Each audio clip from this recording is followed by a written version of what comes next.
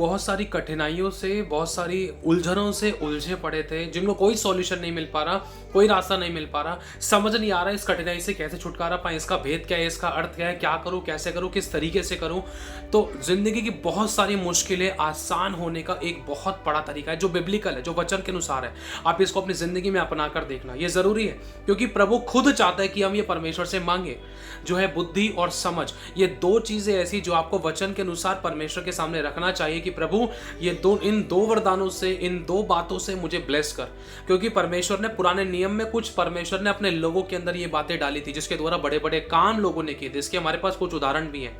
तो कुछ वचन आपके सामने, इन वचनों को आप अपनी नोटबुक पे लिखकर, एक पेज पे लिखकर, इनको याद करके परमेश्वर से प्रार्थना में बोल सकते हो, प्रभु तूने उसको दिया तो मुझे भी दे सकता है, तू उसका नहीं तो मेरा भी खुदा है, तू उसका परमेश्वर नहीं तो मेरा भी परमेश्वर है, तू उसी की नहीं वरन तू मेरी भी सुनेगा। मैं तुझसे कुछ नहीं, मैं तुझसे और कुछ बहुत सी चीजें नहीं, वरन प्रभु मैं तुझसे ये बुद्धि और समझ की बातें बहुत जरूरी है जो मेरे लिए तेरी सेवा करने के लिए, जिम्मेदारी निभाने के लिए, रिस्पॉन्सिबिलिटीज को कंप्लीट करने के लिए, वरन वो बहुत सी चीजें सब कुछ करने के लिए मैं तेरी बुद्धि और समझ को मांगता हूँ, है ना।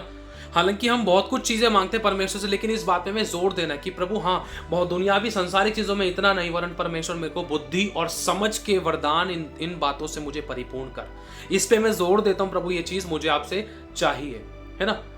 तो मेन चीज अगर हम देखते हैं, वचन आपको स्मरण करने, आप अपनी डायरी में लिख सकते हो, उनको नोट कर सकते हो, बाइबल में चेक कर सकते हो।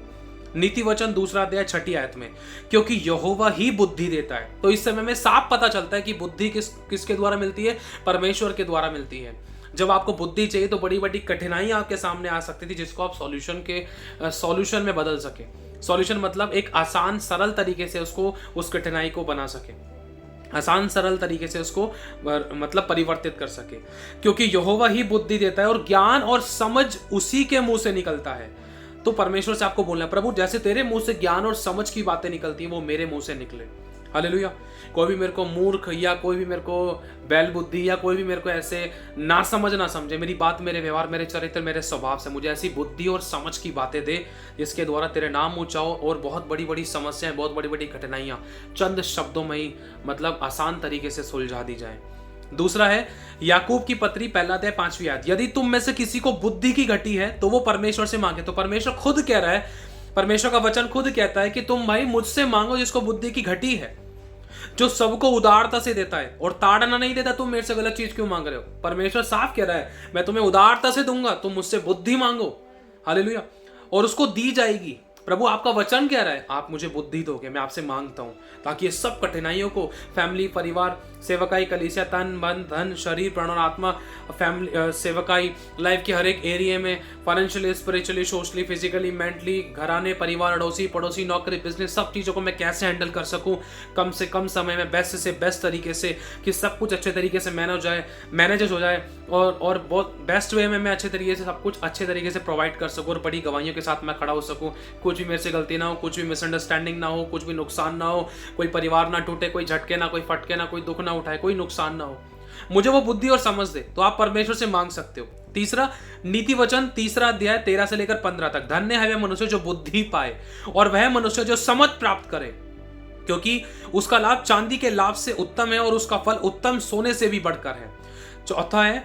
चौथा वचन है नीति वचन 4 अध्याय उसकी 7वीं आयत, बुद्धि मुख्य बात है, इसलिए बुद्धि प्राप्त कर, और जो कुछ तू प्राप्त करे उसे प्राप्त कर तो, लेकिन समझ की प्राप्ति का यत्न घटने ना पाए, समझ को भी प्राप्त कर। कुलुसियों की पुस्तक इसका 1 अध्याय 9वीं आयत में लिखा है कि तुम सब प्रकार की आत्मिक बुद्धि और समझ सहित उसकी इच्छा की पहचान में परिपूर्ण होते जाओ। आत्मिक बुद्धि और समझ, यहां पर भी दो बातों पर बहुत तगड़े तरीके से जोर दिया गया है।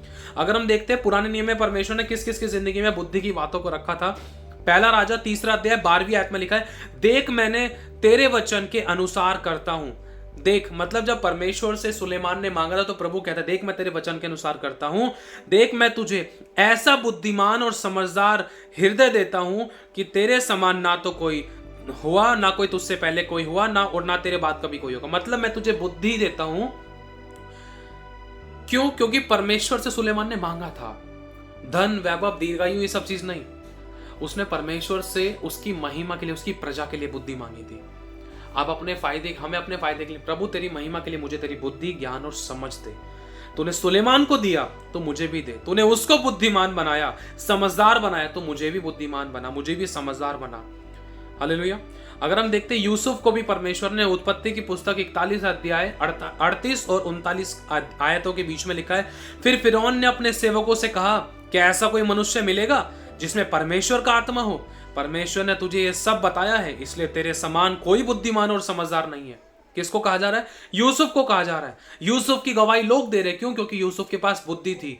उसका राजा बनने का सबसे बड़ा कारण एक ये था कि उसके पास बुद्धि थी, कि वो व्यभिचार के कारण चाहे भले ही जेल में चला गया था, सजा काट रहा था, लेकिन उसके पास वो बुद्धि थी, वो समझ थी, उसके पास वो वरदान थे, जिसके द्वारा उसी बुद्धि की बातें, परमेश्वर की आत्मा की भरपूरी थी उसकी जिंदगी के अंदर, जिसके द्वारा उसको राजा ने बोला कि ये मेरे स्वप्नकार बताएगा, और तेरे समान क्या कोई है जो तू जो इतना बुद्धिमान है, इसलिए तेरे समान कोई बुद्धिमान और समझदार नहीं है। समझ पा रहे हो? दानियेल को भी परमेश्वर ने बुद्धि दी। अगर हम दानियेल 5:12 पढ़ते हैं, उस वचन को रोजाना आप अपनी प्रार्थना में मांगो। मैं आपको उस वचन को एक बार पढ़ के बता देना चाहता हूं। दानियेल 5:12 में लिखा है, अगर हम पढ़ते हैं, लिखा है, क्योंकि उसमें उत्तम आत्मा और ज्ञान और प्रवीणता और स्वप्नों का फल बताने और पहेलियां खोलने और संदेह दूर करने की शक्ति पाई गई। ये बहुत सामर्थी वरदान है परमेश्वर के, बहुत सामर्थी गिफ्ट्स हैं। ये परमेश्वर की पवित्र आत्मा के बड़े काम है। संदेह दूर करने की शक्ति, मतलब लोग संदेह कर रहे हैं, मतलब कठिन से कठिन चीज है, मतलब इतनी खतरनाक बात है जिसका कोई सॉल्यूशन नहीं निकाल पा रहा। किसने निकाला? दानियेल। क्यों? क्योंकि उसके अंदर उत्तम आत्मा और ज्ञान और प्रवीणता, मतलब परफेक्शन उसकी जिंदगी में, और स्वप्नों का फल बताने और पहेलियां खोलने और संदेह दूर करने की शक्ति पाई गई। इसलिए अब दानियेल बुलाया जाए और वही इसका अर्थ बताएगा। और अगर एक और वचन अपनी प्रार्थना में मांग सकते हो, यशायाह की पुस्तक उसका 11 अध्याय उसकी 2 आयत में, यहोवा का आत्मा, बुद्धि का आत्मा, ज्ञान का आत्मा, समझ का आत्मा, पराक्रम का आत्मा, युक्ति का आत्मा, परमेश्वर की भय की आत्मा मुझ पर ठहरी रहेगी। ऐसे आप बोलकर अपने लिए प्रार्थना में मांग सकते हो। हालेलुया। और एक और वचन अगर व्यवस्था विवरण 34 अध्याय की 9वीं आयत में पढ़ते हैं, लिखा है, नून का पुत्र यहोशू बुद्धि की आत्मा से परिपूर्ण था, क्योंकि मूसा ने उस पर अपने हाथ रखे थे। कौन सी आत्मा से? बुद्धि की आत्मा से। इसी यहोशू को परमेश्वर ने कहा था, यहोशू उठ खड़ा हो, क्योंकि मेरा दास मूसा मर गया है। हियाब बांध और दृढ़ हो जा, भय ना खा, तेरा मन कच्चा ना हो, क्योंकि जैसे मैं मूसा के साथ था वैसे मैं तेरे संग रहूंगा, ना मैं तुझको कभी छोड़ूंगा, ना मैं तुझे कभी त्यागूंगा। व्यवस्था की ये पुस्तक तेरे चित्त से कभी उतरने ना पाए, इसी को स्मरण करके अपने सम काम करना। मैं तेरे हाथ के सभी कामों को सफल करूंगा और तू प्रभावशाली होगा। क्यों? क्योंकि उसके अंदर बुद्धि की आत्मा, वो बुद्धि की आत्मा से परिपूर्ण था।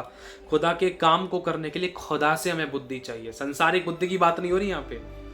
एक और पढ़ते हैं निर्गमन की पत्री 31 अध्याय 2 से लेकर 3 आयत में, बेजलेल, देख मैंने यहूदा के गोत्र के हूर के पुत्र उरी के पुत्र बेजलेल को बुलाया है और उसको परमेश्वर की आत्मा, बुद्धि, समझ और ज्ञान से परिपूर्ण किया है।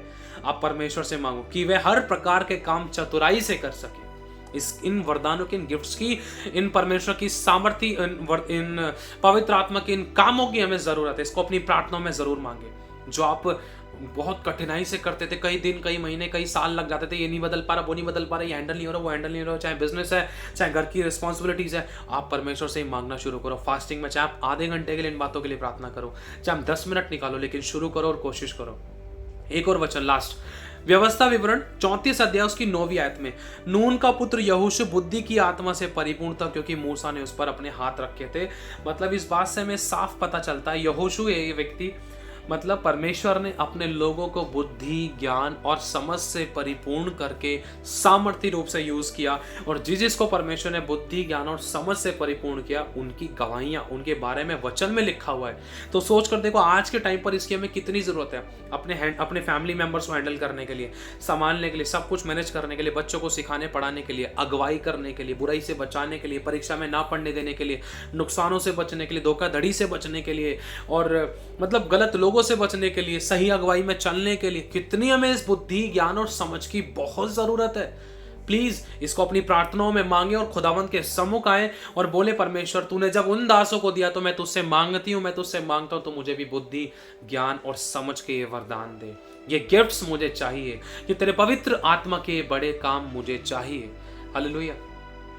अगर हम पढ़ते हैं कुरिन्थियों की पत्री में भी शायद इस विषय में बता रखा है, पवित्र आत्मा ये वरदान देते हैं।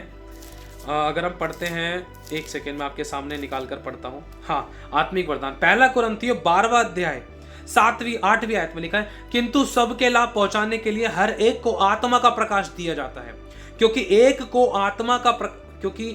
आत्मा के द्वारा बुद्धि की बातें दी जाती हैं और दूसरे को उसी आत्मा के द्वारा अनुसार ज्ञान की बातें दी जाती हैं। किसी को उसी आत्मा से विश्वास और किसी को उसी आत्मा से चंगा करने का वरदान दिया जाता है। मतलब ये कौन करता है? ये पवित्र आत्मा का काम है। तो प्लीज आप लोग अपनी प्रार्थना में इस बात को जरूर मांगे। आपने इस वचन से आशीष पाई तो आप इस वीडियो को शेयर कर सकते हैं। जिन लोगों ने चैनल को सब्सक्राइब नहीं किया वो लोग चैनल को सब्सक्राइब कर सकते हैं। आशीष पाए, आशीष का कारण बने। God bless you all. फालतू की वीडियो इधर उधर शेयर करने से बढ़िया है इस वीडियो को, मतलब प्रभु के वचनों की जरूर नहीं, किसी वीडियो को जो भी आपको वचन से संबंधित जो बहुत कुछ सिखाती है तो उसको जरूर शेयर करें, चाहे वो इस चैनल की चाहे वो किसी प्रभु के दास की है, लेकिन आशीष पाए, आशीष का कारण बने। God bless you so much. खुदा सभी को आशीष। एक बात मैं आप लोगों से और कहना चाहता हूँ, यदि प्रभु आप लोगों को अगवाही करता है तो आप इस मिनिस्ट्री में अपने बीजों को बो सकते हैं खुशी, आनंद और हर्ष के साथ, बिना किसी दबाव के, बिना किसी जोर जबरदस्ती के। अगर आप बोना चाहते हैं तो आपको स्क्रीन पर दिख रहे बारकोड्स के द्वारा आप स्कैन करके अपने बीजों को बो सकते हैं। अगर आपको हमारी अकाउंट डिटेल्स भी चाहिए तो अकाउंट डिटेल के लिए आप वीडियो के नीचे डिस्क्रिप्शन में से आप हमारे अकाउंट डिटेल्स के द्वारा अपने बीजों को बो सकते हैं। और आप लोग अपने अपने 10वें हिस्से अपने अपने चर्चेज में दीजिए, जहाँ कहीं भी आप जाते हैं वहाँ पर ईमानदार वफादार रहें।